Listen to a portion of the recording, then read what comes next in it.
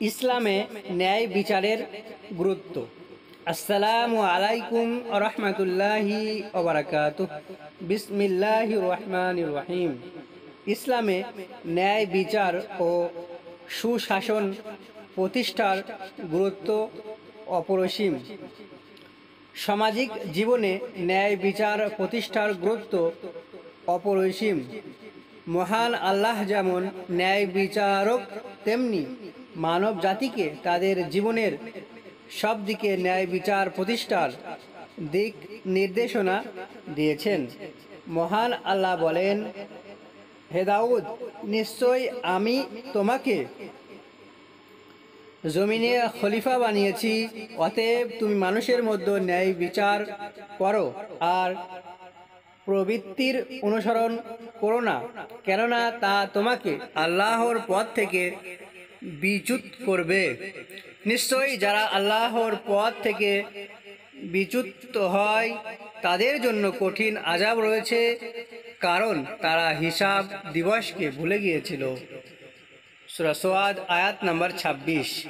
ন্যায় বিচারের গুরুত্ব মানব জীবনের প্রতিটি ক্ষেত্রে কথাবার্তা, কাজ কর্ম, আচার আচরণ, বিচার ফয়সালা, লেনদেন, ক্রয় বিক্রয়, যুদ্ধ সন্ধি, ভোগ ব্যবহার, সততা, ন্যায় নীতি ও সুবিচার প্রতিষ্ঠা করার নামই ন্যায় বিচার। সুষ্ঠু সমাজ বিকাশে তথা ইনসাফ ও ন্যায় নীতিতে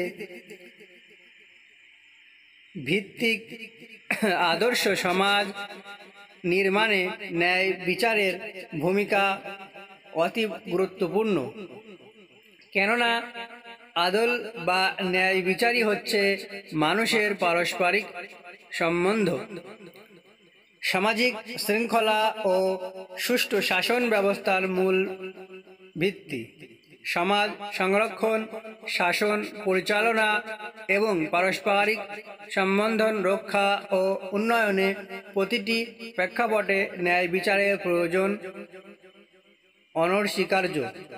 ন্যায়ের শাসন প্রতিষ্ঠা, যে সমাজে ন্যায় বিচার এবং আইনের শাসন আছে, সেখানে প্রতিটি মানুষের জান, মাল, মান, সম্মান ও অধিকার নিরাপদ।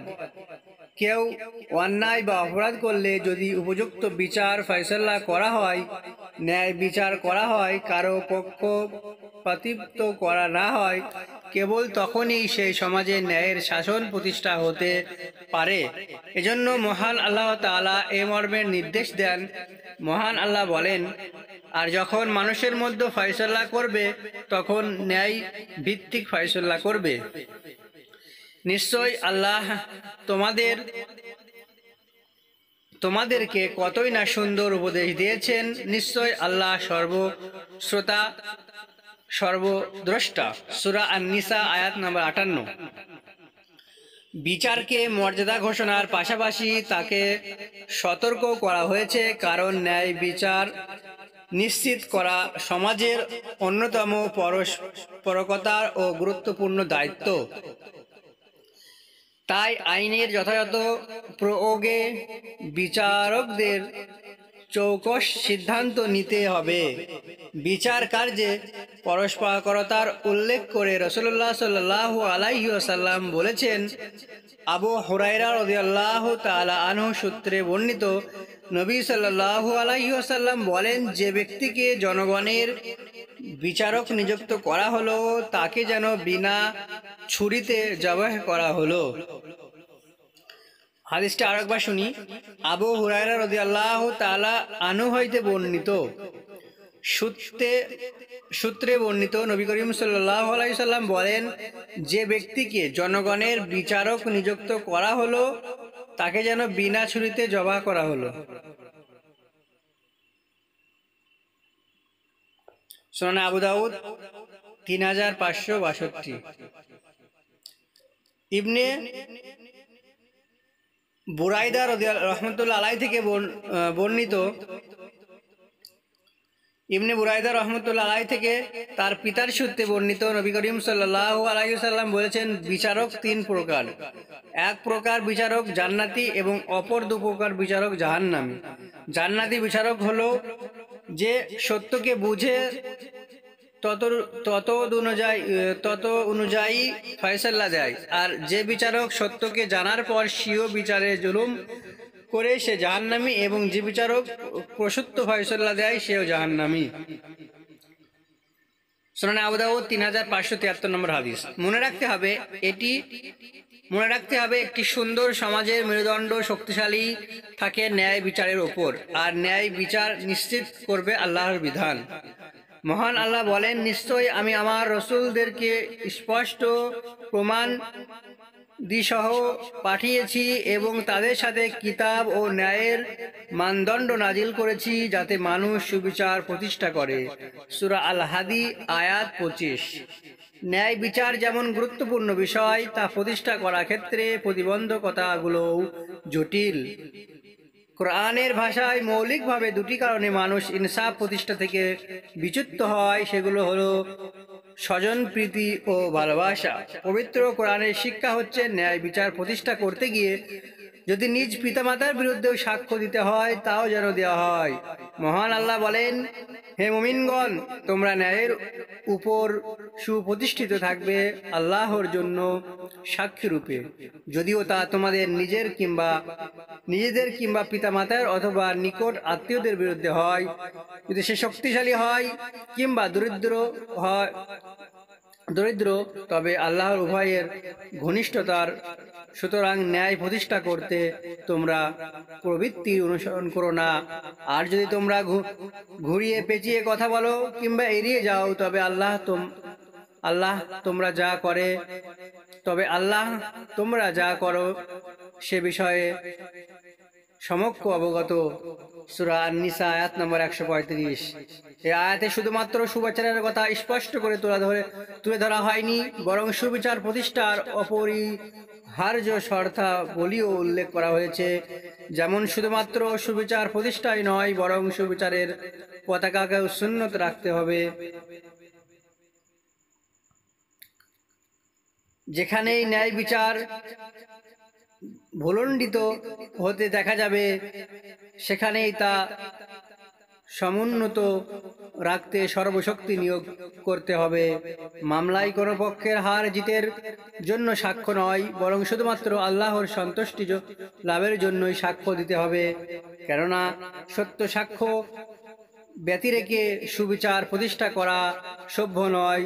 সত্য সাক্ষ্য দিতে গিয়ে যদি নিজেদের স্বার্থে আঘাত লাগে অথবা নিজ পিতামাতার বা নিকট আত্মীয় পরিজনের প্রতিকূলেও যদি যায়, তবুও সত্য সাক্ষ্য দিতে হবে।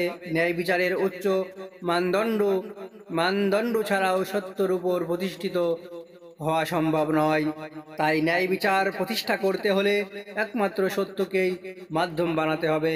মহান আল্লাহ বলেন, হে মুমিনগণ, তোমরা আল্লাহর জন্য ন্যায়ের সাথে সাক্ষ্য দানকারী হিসাবে সদা দণ্ডায়মান হও। কোনো কওমের প্রতি শত্রুতা যেন তোমাদেরকে কোনোভাবে প্রচারিত না করে যে তোমরা ইনসাফ করবে না। তোমরা ইনসাফ করো, তা তাওয়াক্কার নিকটতর এবং আল্লাহকে ভয় করো। নিশ্চয়ই তোমরা যা করো আল্লাহ সে বিষয়ে সবই শেষ অবহিত। সূরা আল মাইদা আয়াত নম্বর 8। ইসলাম একটি শান্তিপূর্ণ ধর্ম এবং এর শিক্ষা অন্তত উচ্চাঙ্গের। ইসলামের শিক্ষাগুলোর মধ্যে একটি গুরুত্বপূর্ণ শিক্ষা হলো সমাজ ও দেশে ন্যায় বিচার প্রতিষ্ঠা করা। আল্লাহ পাকের পক্ষ পৃথিবীতে এ পর্যন্ত থেকে যত নবী আলাইহিস সালাম আগমন ঘটেছে, তাদের প্রত্যেককে আল্লাহ তাআলা বিশেষ যেসব দায়িত্ব দিয়েছেন তার মধ্যে গুরুত্বপূর্ণ দায়িত্ব হলো ন্যায় বিচার প্রতিষ্ঠা করা। আল্লাহ তাআলার নির্দেশ অনুযায়ী সকল নবী আলাইহিস সালাম দেশে ন্যায় বিচার প্রতিষ্ঠার জন্য কাজ করেছেন এবং এক্ষেত্রে সফল হয়েছেন। ইসলামে ন্যায় বিচারের শিক্ষা এমন এক অনিন্দ্য সুন্দর শিক্ষা যা ন্যায়পরায়ণ প্রত্যেক অমুসলিমও শুনে প্রশংসা না করে পারে না। এছাড়া কেবল নবী মুহাম্মদ সাল্লাল্লাহু আলাইহি ওয়াসাল্লাম এর উম্মতের দাবি করার কোনো মূল্য নেই।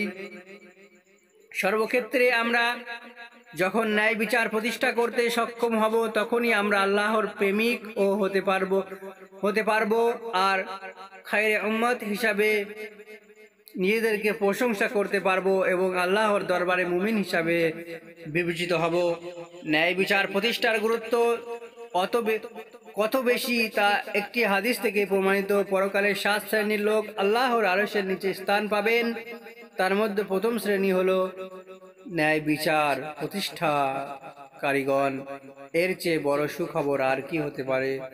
সহিহ বুখারী 660। মহান আল্লাহ বলেন, কেবল তাদের বিরুদ্ধে ব্যবস্থা গ্রহণ করা হবে যারা মানুষের উপর জুলুম করে এবং মিজানের জমিনে অন্যায়ভাবে সীমালঙ্ঘন করে বেড়ায়, তাদের জন্য রয়েছে যন্ত্রণাদায়ক আযাব।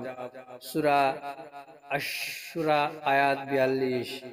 হুযায়ফা ইবনুল ইয়ামান রাদিয়াল্লাহু তাআলা আনহু হতে বর্ণিত আছে, নবী করিম সাল্লাল্লাহু আলাইহি ওয়াসাল্লাম বলেছেন, সেই সত্তার শপথ যার হাতে আমার প্রাণ, নিশ্চয় তোমরা সৎ কাজের জন্য আদেশ করবে এবং অন্যায় কাজের প্রতিরোধ করবে, তা না হলে আল্লাহ তাআলা শীঘ্রই তোমাদের উপর তার শাস্তি অবতীর্ণ করবেন। তোমরা তখন তার নিকট দোয়া করলেও তিনি তোমাদের সেই দোয়া গ্রহণ করবেন না। সুনানে আত-তিরমিজি 2169 নম্বর হাদিস। আল্লাহ তাআলা আমাদের সকলকে ন্যায় বিচার করার তৌফিক দান করুন। আমিন সুম্মা আমিন। এবং ভিডিও শেষে একটা কথা বলতে চাই যে এখন বাংলাদেশে যে অবস্থা চলছে সেই হিসাবে আমাদের এই ভিডিওটা বেশি বেশি করে শেয়ার করা দরকার। কারণ যারা পুনরায় আবারও বাংলাদেশে হুকুমাতে বসবেন তারা যেন ভিডিওটি তাদের কাছে যেন পৌঁছে যায়, তারা যেন দেখে নেয় যে ন্যায় বিচার কাকে বলে এবং ইসলামে ন্যায় বিচারের গুরুত্ব কতটাই।